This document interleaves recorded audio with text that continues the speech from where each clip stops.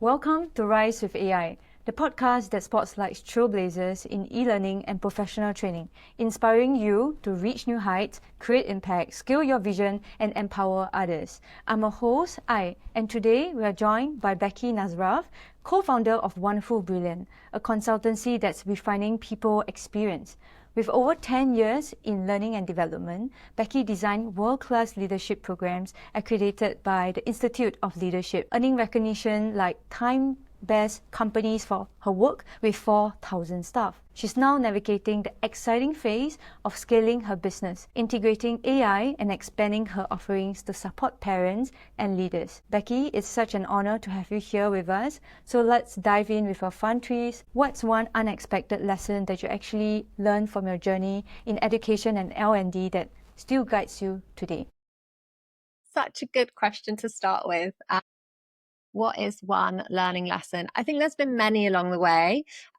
Interestingly, I actually talked to one that I used a lot when I was focused in education and a lot now with my own children, which was called Marvelous Mistakes. And I always try and remember this because I think many of us have got it inbuilt into us that we have to have really high bars of expectation and only deliver on things if they're 100% ready. But actually, I think there's so much that can be learned through making mistakes. And I think if you are able to narrate them as being marvelous and take the learning from the mistakes, that really helps you to move forward. So yeah, that's go with marvelous mistakes for me. I've made lots of them and there's been lots of learning in the journey. So talking about learning, right, I'm curious, what's one moment in your career that really made you go, like, this is what I'm meant to do, despite all the learnings and experience that I've went through? Yeah, I honestly think I felt that way about becoming a coach. So throughout my journey of working in learning experience design and being part of learning and development teams, one of the things that I always loved more than anything really was facilitating sessions. I really love people interaction. I love understanding dynamics of how people interact and those kind of relational dynamics. But I think that the one-on-one work and the way that you can really support somebody in moving forward and shifting perspective and helping them find space in a really busy world is comes from coaching. And I undertook a coaching qualification quite a few years ago now, and it really changed how I look at how you support individuals. So I would say that's been the main thing for me. And it's also what I love doing now. Yeah, so you actually mentioned that your passion, right, for designing learning programs. Can you also share with us a time when you actually created a program that truly transformed an organization's or an individual? Yeah, absolutely. It's a big old question. I would say that for me, that there was a time when I was working in-house in an education company where we really reshaped the whole of what learning and development looked like within that organization. And it went from a very traditional learning perspective where classroom courses were the norm, people would go for a day training, to really shifting the whole learning culture really to try and get everybody to understand that a lot of learning happened on the job. Learning reflection was so important, but then we built an ecosystem around that learning experience to help people understand and kick that off, drawing on the 70-20-10 model. So we refurbished the whole of their manager programs and rewrote them in a way that was designed so that it worked with the brain. So we were using spaced learning techniques. We were making them really skill based. We flipped the classroom. So we made it that they built knowledge modules that they'd undertake before they'd come along to do more on the skill. And then because there was space, we really started to see a change in the behavior, which was a huge driver for us, because I think we all know that traditional learning approaches of one-off classroom days are dead, really, because they're not effective, they're not impactful. And so it was a big old job, and I think it made a real difference. What are some of the qualities that you actually see the individuals also transform through this new approach of a space learn journey?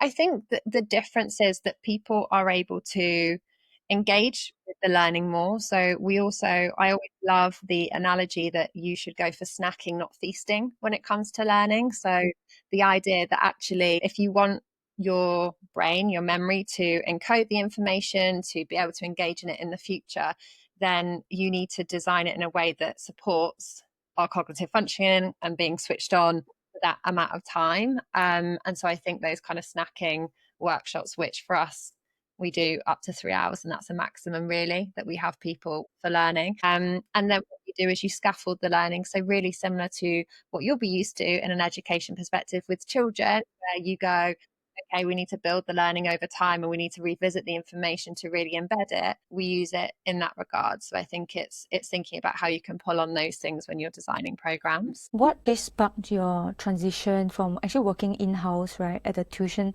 company to founding Wonderful Brilliant? And also, what's your passion for actually learning and development? What drives your passion for learning and development? The shift was really due to my co-founder Jess. So she is a force to be reckoned with, and she was already freelancing and had been doing for a couple of years, and had an idea that she really wanted to build a business around shifting the dial to a more human approach to work, and knew that it was something I was really passionate about. I had my second child, so I was on maternity leave at the time, and she approached me about it. And after quite a few conversations, managed to persuade me that it would be a really good idea. And I'm very glad she did, because I think starting your own business is a very brave thing to do. And it's not necessarily something I would have chosen to do on my own. So I think it really has supported me. It was a steep learning curve at the time. But actually, what I gain from being with our own business rather than being in-house is that I'm able to see like a variety of different contexts. There's so much diversity in the organizations that we work with, and it's really helped to scale my skill in what I do. Yeah, for sure. Because in your previous tenure, you're already working with huge team of people, right? So there, to actually transition to also business and starting from scratch, how did the decision come about? Did you actually quit your position immediately, or it took you some time? Well, it's an interesting one. Actually, I did come from quite a small team. So although we had a large employee base at the last company I worked with in-house, there was only 3 or 4 of us in the learning and development team. So we were generalists in that we did everything from, what I spoke to you about before, from building e-learning modules to designing them, to the design of programs, the facilitation, the coaching, the partnering with being a business partner across the organization. So actually coming in and doing it on my own, I kind of felt like I did have those skills already because I'd been part of a small team. So actually it was more about, for me, like continuing to just draw on them, I think. Does that question? So you actually wanted to have basically you wanted to expand your growth, and you felt like you could actually get more growth in the business. Also because you already had that ambition in the past, and now your co-founder found you at the right time. So it was actually right time, right person. Yeah, and I think you said like, did I build out that role? Actually, we very much just went in it together of like, what's our vision for this company? What's the need out there? What do we want to be doing day to day? Who are we going to be serving? And so Yeah. just did a real outline of like, how is it going to work? And it's been a real learning journey. So I don't think that we nailed it from the beginning, but I definitely think, we're 2.5 years on from when we agreed to work together. And I think we're definitely in a place now where we've figured out like what our roles are in the organization and how we can work together. So what are actually the main key things that you actually have to overcome during your first year, I would say, of business and being your own founder? Wow. Yeah. I mean, so many things. I often say to people, it was one of the steepest learning curves of my life, probably second only to parenting. I actually shared a LinkedIn post on this recently where I said that there's a real belief that if you're very good at your job and you really excel at your job and you love your job, then perhaps you should build a business around your job, right? I have a really strong belief in my own ability that I'm a great facilitator, I'm a great coach, I'm a great learning experience designer. So should that equate to being a great business owner? I don't think that's necessarily the case. And so the biggest learning is like, either give yourself the time to learn and make mistakes and figure out what running a business looks like for you, or just outsource super quickly. We decided not to outsource. We did everything in-house, like accountancy and finance for the first year. And I think for us, it just meant that was a really steep learning curve, and we really understood like how we wanted to run our business. We decided to start to outsource more. Perhaps our growth would have been quicker if we outsourced earlier. I'm not sure. So it sounds like you guys actually are the first implementation, like the really the creator, and that's why you implement and find what's work first, right? And then before you outsource. Yeah, I'd say. Amazing. And you actually build leadership programs that's accredited by the Institute of Leadership That's actually a very big deal. So how do you ensure that they are both impactful and innovative? And also, what's one thing that you are most proud of? So actually, starting with your last question first, one of the things that I am most proud of when it comes to our leadership development programs is that we built them from scratch based on a need that was out there, which was that we wanted to ensure that leadership development was accessible to everybody and not just somebody wanting to get to that exec leadership position. And I think that we found that need, of individual contributors, managers and exec leaders, and we wanted to cover all of that. So we used our expertise in behavioral science, in learning experience design, and our own experiences to really pull those programs together. So they were quite a labor of love. And I think building on all of that, when we got to the point that we were then taking them to be accredited because we wanted to showcase credibility, and I think that Institute of Leadership stamp really gives you the credibility because it says, hey, these are the most renowned people in the field and they think that your programs are world class. Then it gave that. So it was a real moment of achievement for us that we had that, and that we're able to work with many of our organizations and our clients and showcase and get them involved in the Thrive programs and get them to see the impact. Brilliant. I also realized that you use a lot of like empowering words in your company, the name is, and also the methodology that you also have. Is that also something that you have to consciously design for yourself to be someone that also use the word, and where did that actually stem from or came from? A great question, and it also very great of you to notice that. I think well, empowerment is actually one of my core values, so I think that it's embedded into who I am as a person, and that's why I've been fortunate enough to find work that completely aligns with that as a value for me, and therefore I find it really energizing to coach individuals and to support people through programs.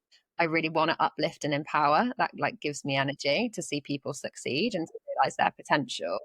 So I think that Jess, my co-founder, is really similar, and it's there's a reason that it comes for everything that we do, because I think it's very challenging and chaotic to be a human sometimes with everything that you have going on. And so that's where our name came from, Wonderful Brilliant. We believe that humans are incredibly complex and unique and nuanced, and we're all a bit kind of messy in the head. There's loads going on.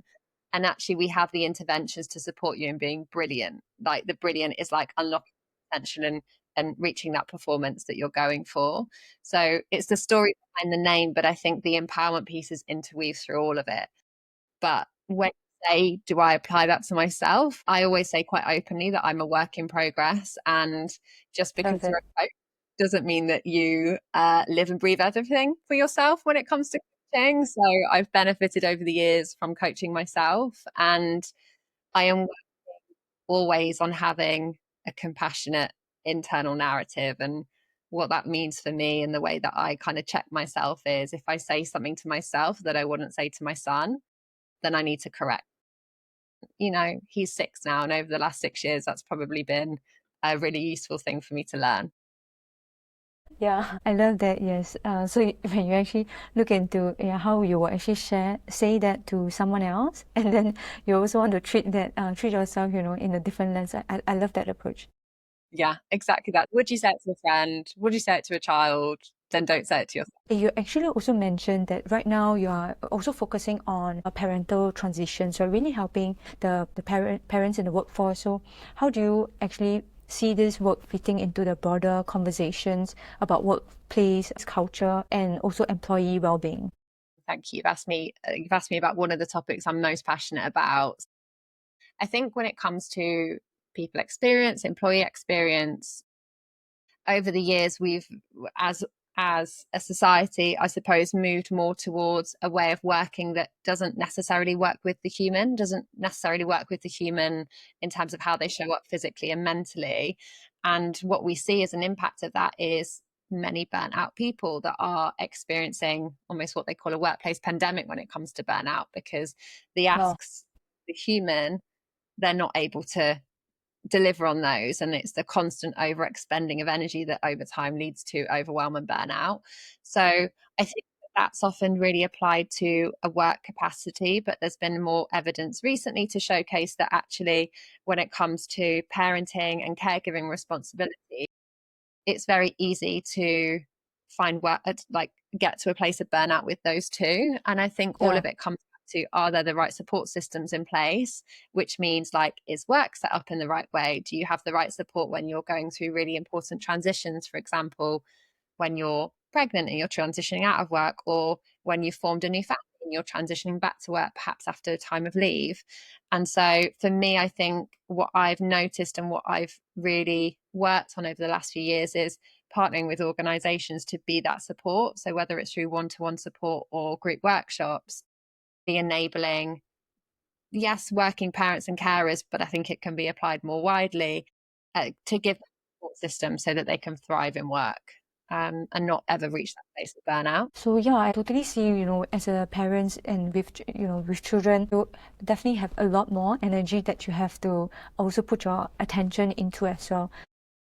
What are some of the maybe even home or workplace design that someone who actually just got into parenthood, newly to parenthood, could actually implement and actually help them with their mental well-being? That's a great question. It's hard, right? Because actually, you're exactly right. You have low energy in that period of time because often sleep has been really impacted. You're carrying a sleep debt for sure. You have less time and you're trying to fit in what your life was before in terms of the work as well as the child or the baby or the children. So I often say that the first thing and that I would start with if I was coaching one-to-one and for everybody to consider is just, what are your core values and your belief systems that are driving you?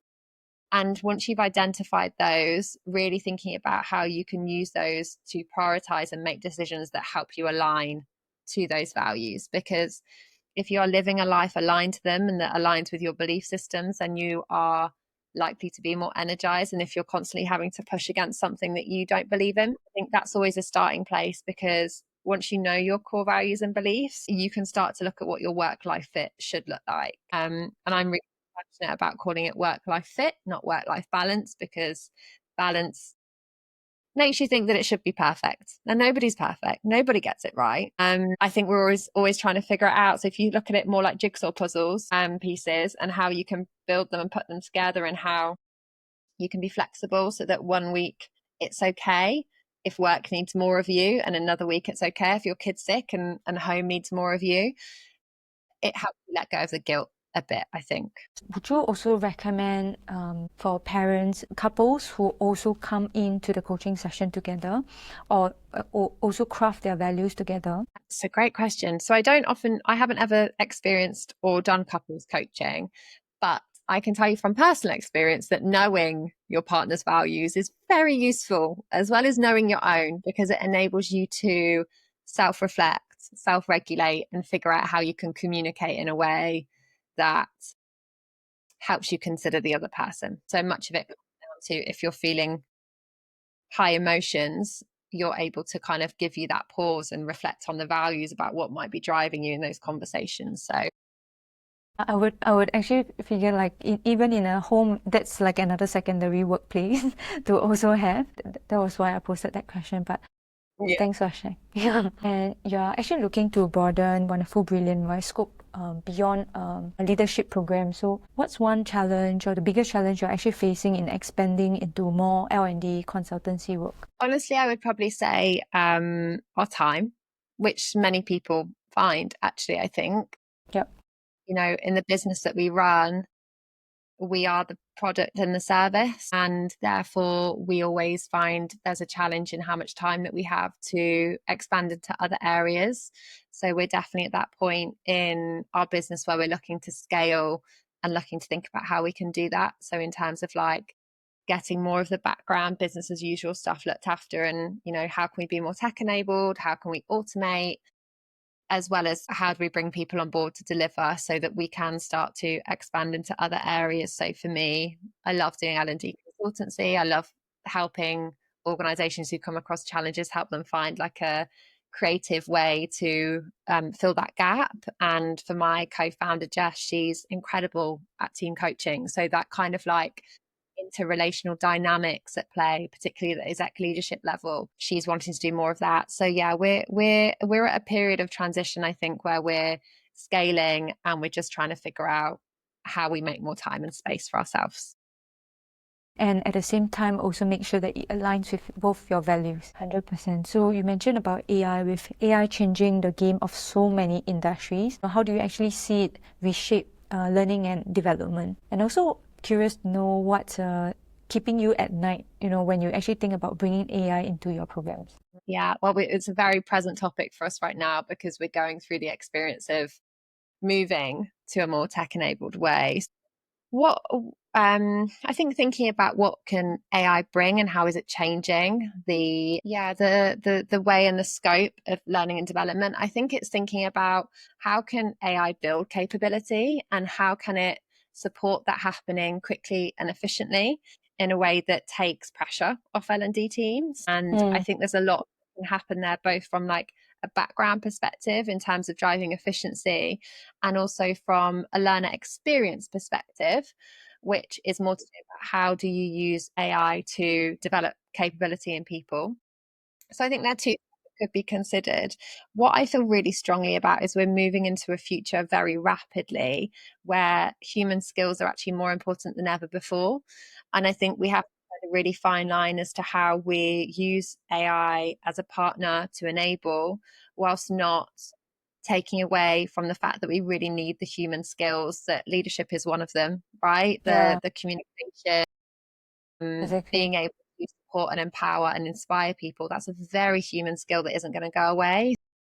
We're definitely considering as an organization right now, like how can we really drive forward and support organizations with a human skill, whilst thinking about how AI is going to be enabler both to our business but perhaps to the learners and where that comes into play.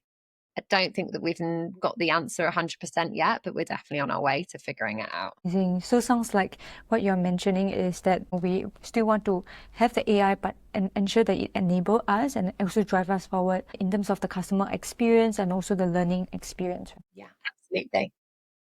You mentioned a bit about also scaling your team. So right now, you as a lean team, you're considering also growing your associate. How do you actually envision this growth helping you scale your impact? And also, what's one challenge that you're making it tough to attract the right talent? Yeah, so that's a great question. Like, how is it going to help us scale our impact? I think it just expands our reach. So again, going back to that time, there's only a certain amount of time in a day that we have to work with organizations to develop human skills and capability, right? So that's always going to be a blocker. So I think bringing on other people who we feel are really credible, are certified coaches, are excellent facilitators who can deliver our programs is going to expand our reach quite quickly. So that for us is somewhat of a no-brainer in terms of how we consider it. I suppose what keeps me up, we have to make sure that they are at the standard that we expect. But, as trainers, you would hope that we're able to do that. And when it comes to AI, as you were saying, like what keeps us up about that? For me, I suppose how do we use it? I think, again, it comes back to that question, how do we use it as an enabler, but not to replace anything that takes away the core relationships and the human skills that we really pride ourselves on in our business. And I think we don't want to get left behind by not using it in a way that will support our business and our service. But equally, you don't want to overuse it. So there's like a balance there, I think, that is going to need more exploring, that we're exploring right now. So how do you actually see also the e-learning evolving? And also you mentioned about traditional facilitation skills, right? How do you also see that play in the future?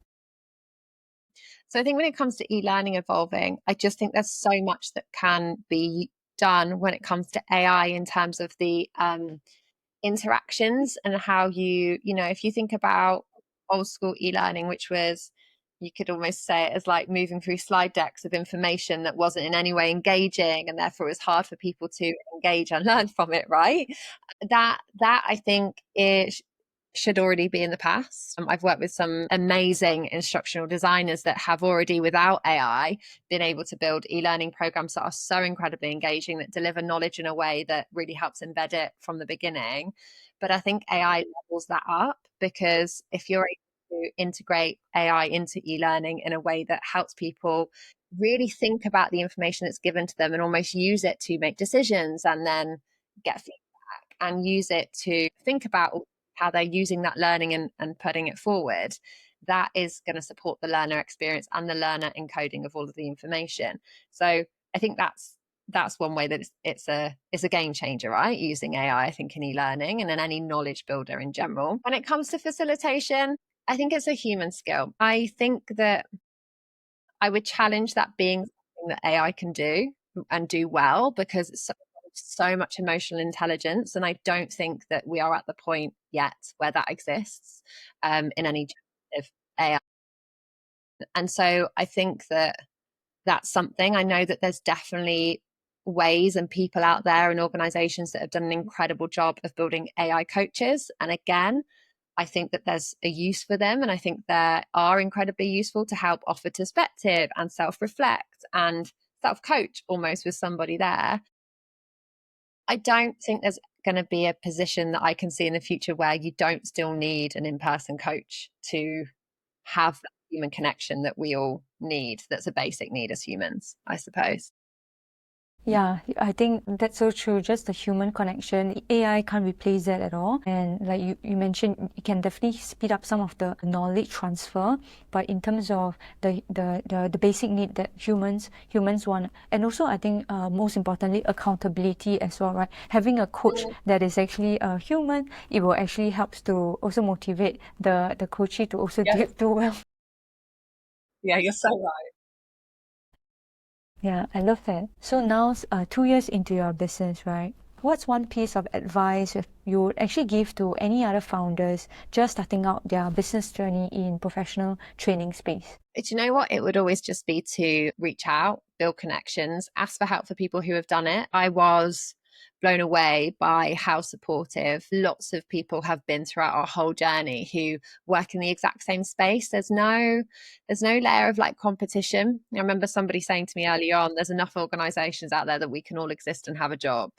And I think that is like so empowering to be like, actually, founder to founder, if there's somebody who's doing what you do already and you love it, reach out to them. And I bet, and I can hands down say that as long as they have the time and capacity, they will give you advice, they will give you wisdom, and they will act as a one-off mentor. And I think that is really valuable. And I think if you move at it and you look at it with an abundance mindset over a scarcity one, when it comes to working in the same space, then all you've got to do is learn from each other. Brilliant. And when you look ahead in 6 to 12 months, where do you actually see Wonderful Brilliant take shape in the industry? I would hope that in the next 6 to 12 months, we're really establishing ourselves. And I think it's starting to happen, but we're more established as a really credible but dynamic and engaging leadership development provider. So I think covering off that scope where we're able to really support and tailor organizations to get the best from their leaders. And I think on top of that, helping organizations to see that there's a more human approach that can be taken to work. And that isn't just with leadership, that's about how you look at the systems of your organization and what needs to change for different employees. So like working parents and carers, or just anyone that could be better served by having a slightly different approach to people experience. Wonderful. And also, before we wrap this up, we have 3 rapid questions that I've prepared for you. So Becki, just come up with any first answer that came into your mind. Are you ready for that? Yes, I think so. I'll give it my best shot. Awesome. So question number 1, what's one skill that you love to master to actually amplify your leadership impact? One skill I'd love to master. I meant to answer straight away, aren't I? Storytelling. Let's go with that. I feel like it's something I'm evolving in terms of my presentation skills, and I'd love to be able to nail storytelling. That's a good one. So if you could give yourself, your younger self, one piece of advice about starting your own business, what would that be? Believe in yourself because you do it. And I think that many of us, particularly women, are really held back by not seeing and it not being part of our belief systems that women can be leaders and women can be founders of organizations. And I think that really held me back unconsciously. So I think just believe in yourself that you have the ability to do that. What's one habit that actually transformed your life? Meditation. How did you stumble upon meditation? Yeah, it might seem cliche, right? I think I started meditating when I was preparing for my first child. So I was doing hypnobirthing practice, which is a form of meditation and visualization. Oh. And I don't think I'd done it much before that, but I think I saw the impact of it. And it's now something I do daily to practice, because I think in the world that we live in, we don't have the headspace to just sit and have a calm mind. And I think it's needed more than ever. And it has really served me both in my life. So thank you so much, Becki. And if people want to actually collaborate or actually work with you, where can they find you online?